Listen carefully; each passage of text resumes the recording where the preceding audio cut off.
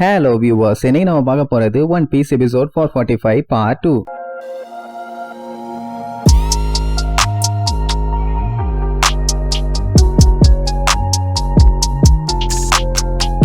Open பண்ணா level 2ல பகியும் நம்ம mister 3யும் படாத பாடுபட்டு இருந்தானுங்களா, அதான் டோரை ஓபன் பண்ண முடியாம. அதே நேரம் லெவல் 1ல காட்டுறாங்க, அங்க அவனுங்க பெரிய கலவரம் பண்ணிட்டு இருக்கானுங்க. அதுதானே கிரிம்சன் ஹெல்லு. அவனுங்க வெறும் 5 பேர் தான், சோ யாரையும் உள்ள விடக்கூடாதுன்னு சொல்லி இருக்கிற காட்ஸுங்க எல்லாம் முடிஞ்ச அளவுக்கு அவனுங்களை அட்டாக் பண்ணுவானுங்க. ஆனா என்ன அட்டாக் பண்ணாலும் ஒன்னும் வேலைக்கு ஆகல. ஈஸியா இவங்களை ரிட்டர்ன் அட்டாக் பண்ணுவானுங்க. ஆக்சுவலா பிளாக் பியர்டு இப்போ ஒரு வார்லாடு, ஆனா இப்ப இவங்களை அட்டாக் பண்ணும் போதே நல்லா தெரியுது அவன் இவங்களுக்கு துரோகம் பண்ணிட்டான். ஏன் அப்படி பண்ணான்னு தெரியல. சரி பரவாயில்லன்னு சொல்லி அவங்களால முடிஞ்ச அளவுக்கு அட்டாக் பண்ணுவாங்க. ஆனா எந்த அட்டாக்குமே அவனை தடுத்த மாதிரி இல்ல, இழிச்சுக்கிட்டே வருவான். அப்ப அந்த பைரட்ஸுங்க என்னைக்குமே நம்ம பக்கத்துல இருக்க மாட்டானுங்கன்னு ஒரு சவுண்டு. யாரான்னு பார்த்தா அந்த ஜெயில் மேனேஜர் ஷிரு வந்தவன். அவங்க 5 பேர்த்தையும் பார்த்துட்டு இவ்வளவுதான் இருக்காங்களான்ட்டு கேஷுவலா வருவான். அவனை பார்த்த உடனே பிளாக் பியர்டுக்கு தெரிஞ்சு போச்சு பஞ்சாயத்து வந்துருத்துன்னு. அவன் பிளாக் பியர்டை பார்த்துட்டு மார்ஷல் டி டீச் தானே அவன் பேருமா. அவன் ஆமாட நீ யாரா வென்னு சொல்லி அவனை கேவலமா கேட்கற மாதிரி கேட்பான். அவன் வாயில சொன்னாலும் அவனுக்கு பத்தாதுன்னு சொல்லிட்டு கத்திய வெளியே எடுப்பான். இப்ப இந்த வார்டன் லெவல் 2 பிளாக் பண்ணி வச்சிருக்கான். அதனால பகியாலையும் மிஸ்டர் 3ஆலையும் அந்த இடத்தை விட்டு தப்பிச்சு போக முடியாது. லெவல் 1ல ஷிரியு இருக்கான், அதான் அந்த ஜெயில் மேனேஜர். அவன் பிளாக் பியர்டை ஹேண்டில் பண்ணிக்குவான். இப்போ லெவல் 4ல தான் மத்த பைரட்ஸ்ங்க எல்லாருமே இருக்காங்க. சொல்ல போனா இம்பல் டவுன்லயே பெரிய பஞ்சாயத்து இப்ப அங்கதான் இருக்குது. அதனால தான் இப்ப வார்டன் அந்த இடத்துக்கு போயிட்டு இருக்கான். இப்ப என்னன்னா இவன் போய் சேர்ற வரைக்கும் அந்த ஹனியபால் எப்படியாச்சும் அவங்கள தடுத்தே ஆகணும். ஆனா அவன் தான் இன்னும் போய் சேரவே இல்லையே. ஸ்டெப்ஸ்ல வேகமா இறங்கிட்டு இருப்பான். அந்த டைம் மறுபடியும் ஒரு ரிப்போர்ட் வரும். என்னன்னா லெவல் 4ல இருக்க டீமன் கார்ட்ஸ் எல்லாத்தையுமே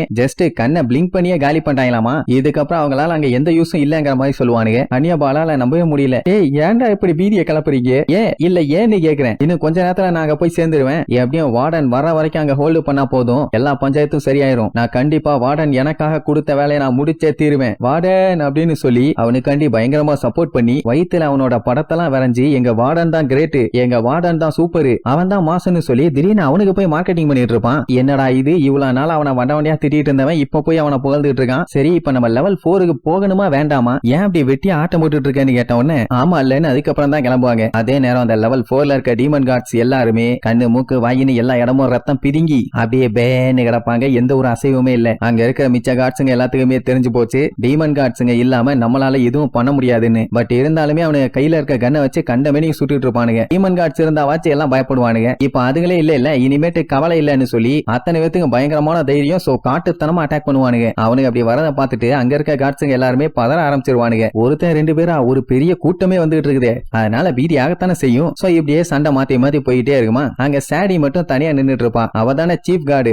யாரா இருந்தா என்ன, அவ வாயிலேயே 4 மிதிய போட்டு போயிட்டே இருப்போம்னு சொல்லி வேகமா போவாங்க. அவ மரியாதை மரியாதை மரியாதை ரொம்ப முக்கியம்னு சொல்லி அவ கையில இருக்க சாட்டையை வச்சு சொல்லிட்டு கண்ட மேனிக்கு அட்டாக் பண்ணுவா. இவ அடிக்கிற அடியில அங்க வந்துட்டு இருந்தவனுங்க எல்லாருமே திருச்சிருவானுங்க. சும்மாவா அவளை சீஃப் கார்டா போட்டிருக்காங்க. கேஷுவலா வந்து எல்லாருமே அடிச்சுட்டு போறதுக்கு கொலவெறி புடிச்சு திரியறவ எல்லாத்தையும் காட்டுத்தனமா பொழந்து கட்டுவா. லூஃபிக்கு பார்த்து கொலை காண்டாயிரும். அவளை இன்னைக்கு செஞ்சிடறேன்னு பாஞ்சு அட்டாக் பண்ண போவான். ஆனா இவான் தடுத்து நான் தான் உங்ககிட்ட சொன்னல நீ பாட்டுக்கு போய்கிட்டே இரு, இவளெல்லாம் நான் பாத்துக்கிறேன்னு சொல்லி தூக்கிட்டு வீசுவான். நேரா போய் செவுத்துல பள்ளி மாதிரி போய் டம்முன்னு ஒரு இடி. சோ இப்ப சாடி கூட இவன் தான் ஒண்டி கொண்டி மோத போறான். அப்படி இவ கூட மோதணும்னா இவனு ஒரு லேடியா இருந்தா தானே கரெக்டா இருக்கும். அதனால அவனுக்கே அவன் ஃபீமேல் ஹார்மோனை குத்தி பைய ஒரு பொண்ணா மாறிடுவான். சோ இப்போ இவான் ஒரு பொண்ணு. என்ன சாடியால தான் தாங்க முடியல, கன்றாவி இப்படி மாத்தி மாத்தி உருவத்தை மாத்திக்கிறானேன்னு. அதே நேரம் கண்ட்ரோல் ரூம்ல இருந்து லெவல் 1 கான்டாக்ட் பண்றாங்க. அங்க பார்த்தா எந்த ஒரு ரெஸ்பான்ஸுமே இல்ல. என்னாச்சு பிளாக் பியர்ட தோக்கடிச்சிட்டீங்களா இல்லையான்னு சொல்லி அந்த ஜெயில் மேனேஜர்ட்ட கேட்டா அவனுமே எதுவும் ரிப்ளை பண்ண மாட்டான். சொல்ல போனா அங்க இருந்த செக்யூரிட்டி கார்ட்ஸ் எல்லாருமே கண்டமாய் கிடப்பானுங்க. அப்ப அந்த பிளாக் பியர்டு இழிச்சுக்கிட்டே பரவாயில்லையே நம்ம லக்கு இப்படி ஒருத்தன் நமக்கு ஃபேவரா வந்திருக்கானு சொல்லிட்டு அவன் பாட்டுக்கு போவான். அப்படின்னா என்ன அர்த்தம், அந்த ஜெயில் மேனேஜர் அவன் கூட சேர்ந்துக்கிட்டான்னு அர்த்தம். இங்க இவனுக்கு ஒன்னும் புரியல. ஒருவேளை ஜெயில் மேனேஜர் அந்த பிளாக் பியர்டு போட்டு தள்ளிட்டானு. ஆனா வார்டன் என்ன சொல்லியிருப்பான்னா அந்த ஷிரியோவால தான் பிளாக் பியர்டுக்கு ஈக்குவலா நின்னு சண்டை போட முடியும்னு சொல்லி தான் அவனை ரிலீஸ் பண்ணாங்க. 7 வார்லார்ட்ஸ்ல ஒருத்தன் இவங்களுக்கு எதிராக திரும்பிட்டான். பட் இருந்தாலும் அந்த மாதிரி ஒருத்தனால ஷிரியோவை ஜெயிக்க முடியாதே, என்ன ஆச்சுன்னு தெரியல சொல்லி புரியாம முடிச்சிட்டு இருப்பானுங்க. அப்படியே கட் பண்ணா சாடிக்கும் இப்ப இவானுக்கும் சண்டை. மாத்தி மாத்தி பேசிக்கிட்டே தான் சண்டை போடுவாங்க. அதுலயும் இந்த இவான் பைய பேசுறத தாங்க முடியல, சாரி அந்த இவான் பொண்ணு பேசுறத தாங்க முடியல. அப்புறம் அப்படியே கேஷுவலா சண்டை மாத்தி மாத்தி போயிட்டு இருக்குமா. சாடி என்ன பண்ணுவா, அவ சாட்டை யூஸ் பண்ணி இவானோட கழுத்தை தொக்கா புடிச்சிருவான். இதோட நீ காலி, இதுக்கப்புறம் நீ கத்துறத மட்டும் தான் நான் கேட்க போறேன், அந்த சத்தத்தை கேட்கும் போது எவ்வளவு இனிமையா இருக்கும் தெரியுமா அப்படி இப்படின்னு சொல்லிக்கிட்டே அவன் கழுத்தை பயங்கரமா நெருக்குவான். அவனால முடியாது. அவ என்னடானா கத்து,